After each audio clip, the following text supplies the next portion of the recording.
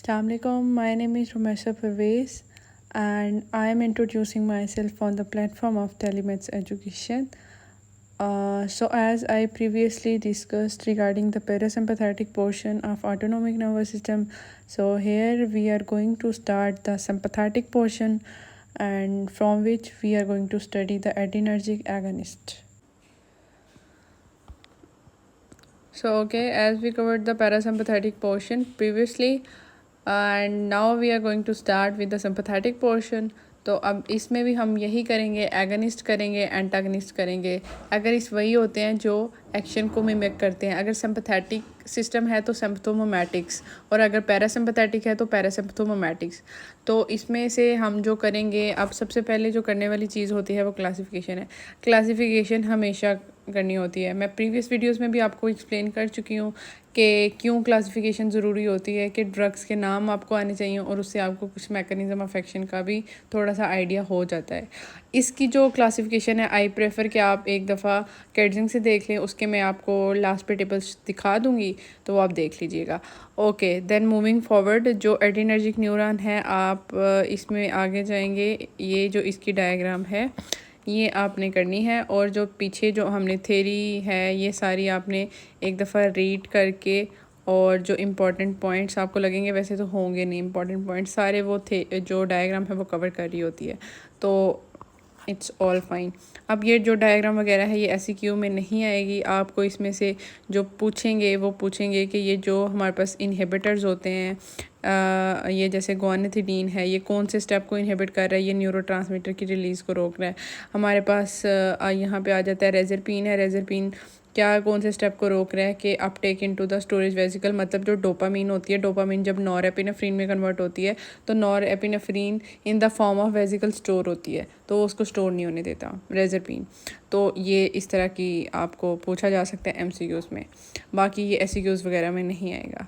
उसके बाद यहाँ पे रिसेप्टर्स है। रिसेप्टर्स क्योंकि लिखा हुआ है बुक पे, तो आप एक दफ़ा रीड कर लीजिएगा, जस्ट रीड एक दफ़ा, और उसके बाद आपको दोबारा कभी भी रीड भी करने की ज़रूरत नहीं है। ठीक है, आपको यहाँ पे मैं एक इसका कॉन्सेप्ट बता देती हूँ कि इसका क्या कॉन्सेप्ट होता है। कि आपको पता है कि आपके पास जो रिसेप्टर्स होते हैं, एक अल्फ़ा रिसेप्टर्स होते हैं और एक बीटा रिसेप्टर्स होते हैं।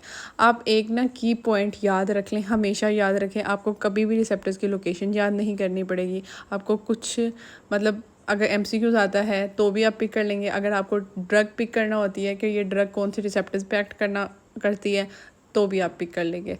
अब इसके लिए है ये है कि एक चीज़ याद रखें, हमेशा सिंपैथेटिक सिस्टम का मैंने ओवरव्यू फर्स्ट वीडियो में एक्सप्लेन कर चुकी हूँ, वहाँ से आप देख लीजिएगा।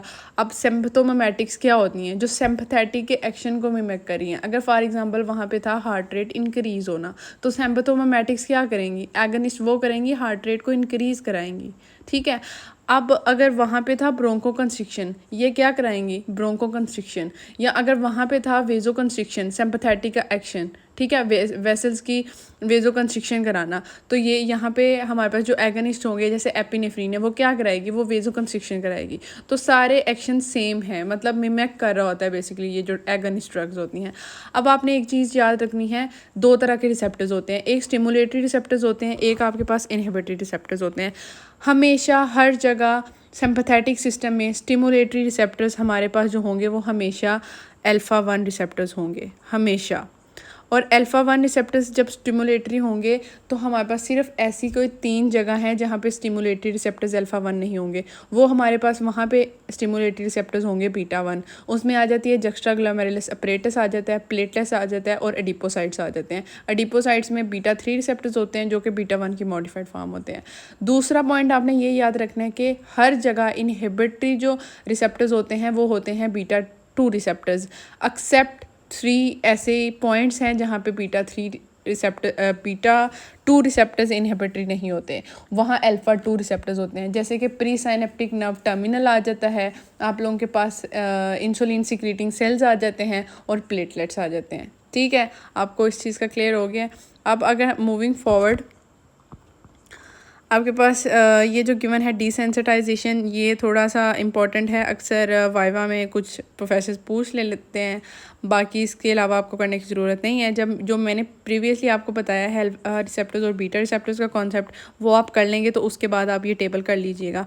इसमें से MCQs एक इम्पॉर्टेंट होता है कि जो अल्फ़ा 2 रिसेप्टर्स है ये इनहिबिट करते हैं इंसुलिन रिलीज़ को, और बीटा 2 जो है वो स्टिमुलेट करता है। ये MCQs पॉइंट्स हैं।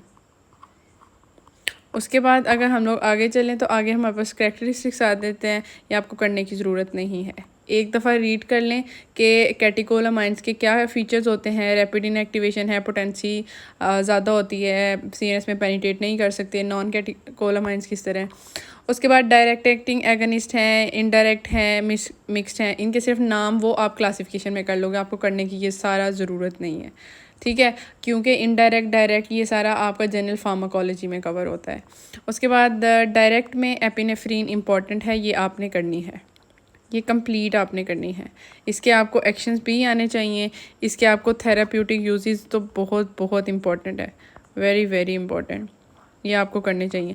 ब्रोंकोस्पैज़म में क्यों देते हैं ये आपको, अगर सिंपैथेटिक सिस्टम का एक्शन पता है तो आपको आइडिया हो जाएगा कि हम ब्रोंकोस्पैज़म में क्यों दे रहे होते हैं। क्योंकि हमारे पास बीटा 2 है, तो बीटा 2 रिसेप्टर्स क्या हैं, वो हमारे पास इनहिबिटरी हैं, वो क्या करा रहे होते हैं, ब्रोंकोडायलेशन करा रहे होते हैं, ठीक है। तो अब ब्रोंकोडायलेशन करा रहे हैं, अगर फॉर एग्जांपल एज़मा के पेशेंट है, उसको ब्रोंकोकंस्ट्रिक्शन हुई है, तो हम क्या देंगे, हम देंगे हमारे पास बीटा एगनिस्ट कोई ड्रग देंगे, ठीक है, जैसे एल्ब्यूटिरोल वगैरह हो जाता है, टर्ब्यूटालिन वगैरह आ जाते हैं, ठीक है। उसको हम जब देंगे तो वो क्या करेंगे, वो ब्रोंकोडायलेशन कर देगी और ब्रोंकोस्पैज़म को ट्रीट कर देगी। तो ये इट ऑल डिपेंड्स कि आपको सिंपैथेटिक के एक्शन आने चाहिए। उसके लिए आप पहली वीडियो कंसल्ट कर लें। और प्रीवियसली एक पॉइंट में उल्टा कर गई हूँ कि ब्रोंकोकंस्ट्रिक्शन सिंपैथेटिक नहीं कराता, ब्रोंकोडायलेशन करा रहा होता है, और वो बीटा 2 रिसेप्टर्स करा रहे होते हैं। बाकी सारा कंसेप्ट आप पहली वीडियो से देख लें। ओके, मूविंग फॉरवर्ड, नॉरएपिनेफ्रीन आप कर लीजिएगा, इतनी खास इंपॉर्टेंट नहीं है, ज़्यादा जो इम्पोर्टेंट है वो एपिनेफ्रीन है, ठीक है। आइसोप्रोटीनोल ये आपने करना है, आपको पता होना चाहिए कि ये हमारे पास नॉन सेलेक्टिव बीटा एगनिस्ट है, ये नॉन सेलेक्टिव है, ये बीटा 1 पे भी एक्ट कर रही है, बीटा 2 पे भी। अब इसको ऐसे याद हो जाएगा कि आपको पता होगा कि बीटा 1 के क्या एक्शन है, बीटा 2 के क्या एक्शन है, तो आपको आइसोप्रोटीनोल का आ जाएगा। डोपामीन बहुत इंपॉर्टेंट ड्रग है, इसके आपको एक्शंस आने चाहिए डिफरेंट रिसेप्टर्स पे, कार्डियोवैस्कुलर इफेक्ट भी आना चाहिए आपको, रीनल और विजरल ऑर्गन पे भी आना चाहिए। उसके बाद अगर हम लोग आगे चलें तो यहाँ पे फिनोल, डोपामीन, ये सारी ड्रग्स आपको करनी है। यहाँ पे फिनाइलेफ्रीन है, फिनाइलेफ्रीन भी आपको करनी है। अब यहाँ पे, हाँ जी, यहाँ पे एक इसका निमोनिक यूज़ होता है फिनाइलेफ्रीन का, हम्प्टी डम्प्टी समथिंग सुपरमैन, ठीक है। सुप्रावेंट्रिकुलर टेकीकार्डिया में हम लोग दे रहे होते हैं, हाइपरटेंशन में दे रहे होते हैं, और नेजल डीकंजेशन में दे रहे होते हैं। ये इसके पूछ ले लेते हैं क्लिनिकल यूजेस। यहाँ पे जो क्लोनिडीन है ये बहुत इंपॉर्टेंट ड्रग है। ये इस तरीके से इंपॉर्टेंट है कि इसके यूजेस पूछते होते हैं। यूजेस जैसे हम लोग इसको हम यूज़ करते होते हैं, डिस्मेनोरिया में कर रहे होते हैं हम लोग, इसको कर रहे होते हैं कि स्मोकिंग से प्रिवेंट करने के लिए, उसके अलावा फ्यूसाइटोक्रोमा को डायग्नोज करने के लिए। इसके अलावा इसके बाकी जो यूजेस हैं वो आपने पॉइंट्स पे यहाँ लिख लेने हैं। बाकी ये आप जो है एल्ब्यूटेरोल, टर्ब्यूटालिन और ये सारी ड्रग्स आप रेस्पिरेशन में भी पढ़ेंगे, तो आप यहाँ भी पढ़ लेंगे और वहाँ आप डिटेल में पढ़ेंगे। उसके बाद ये जो इनडायरेक्ट एक्टिंग एड्रीनर्जिक एगनिस्ट हैं, ये आपको करने की ज़रूरत नहीं है, ये आप एक दफ़ा रीड कर लें, इसमें से आपको प्रॉफ में नहीं आएगा, कभी भी नहीं आएगा। MCQs के लिए आप पढ़ लीजिएगा।